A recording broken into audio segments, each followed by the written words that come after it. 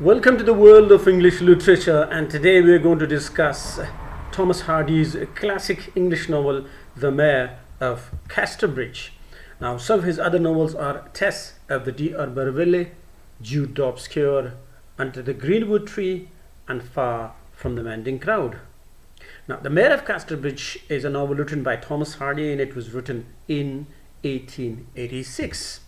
Now, the protagonist, Michael Henchard, is a complex and tragic figure who begins the story by impulsively selling his wife off and daughter at a country fair while under the influence of alcohol or wine.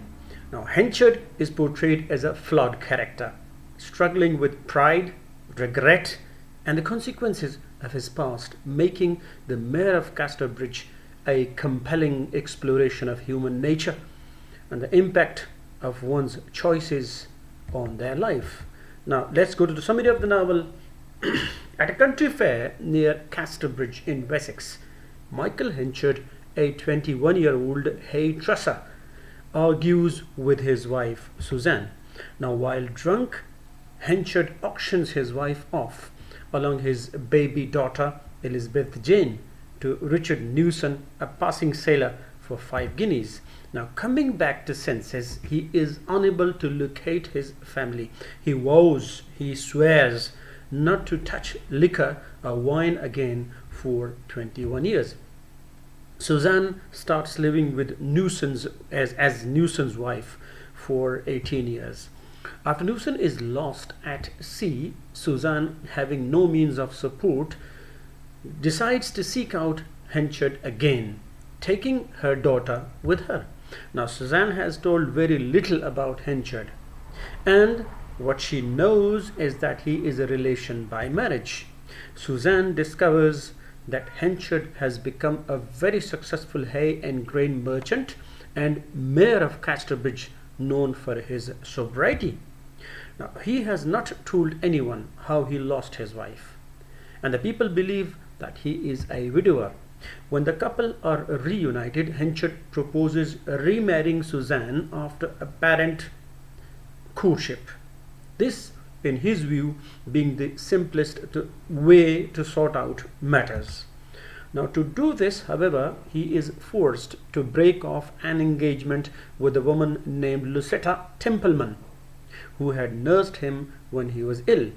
Donald Frey, a young and energetic Scotsman passing through Casterbridge, helps Henchard by showing him how to save substandard grain he has bought.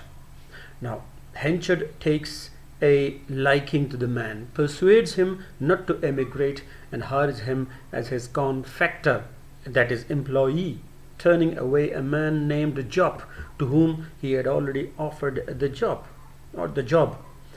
Farfrae is extremely successful in the role and increasingly outshines his employer, that is Michael Henchard. But he falls in love with Elizabeth Jane, and for this Henchard dismisses him, and Farfrae sets himself up as an independent merchant. Farfrae carries on his business honestly, but Henchard is determined to ruin his rival, and thus he makes risky business decisions that prove disastrous. Suzanne falls ill and dies after the couple's remarriage. She leaves Henchard a letter to be opened on the day of Elizabeth Jane's wedding.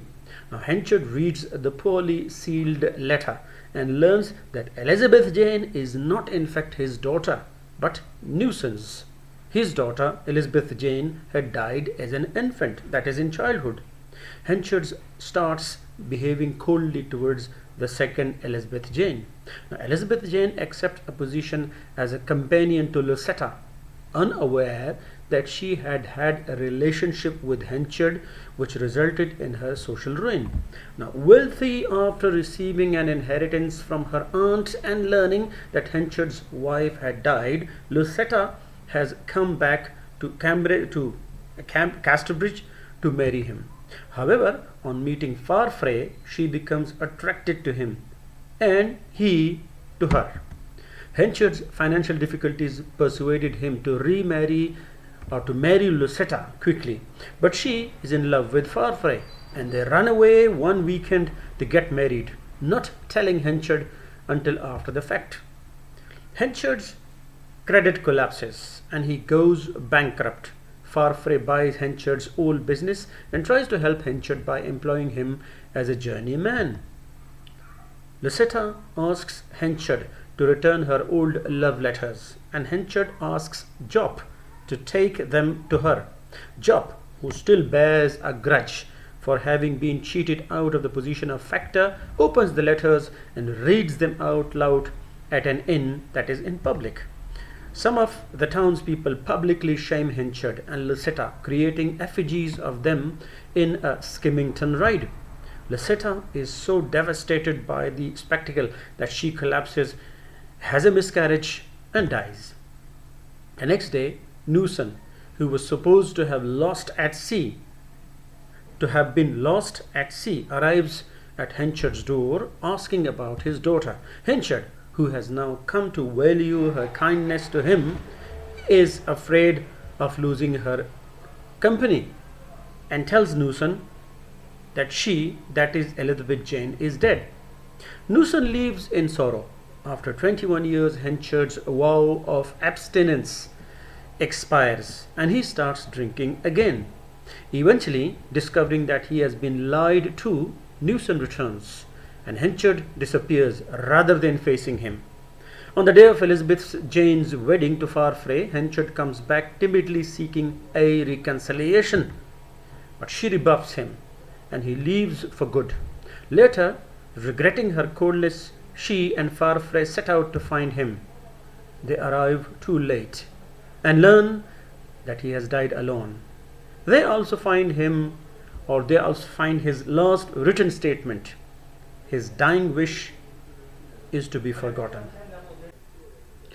One of the most important lines in English literature has been taken from this novel, and that is Thomas Hardy's opinion about happiness and life. And he says, happiness was but the occasional episode in a general drama of pain. Thank you very much. Take care. Goodbye.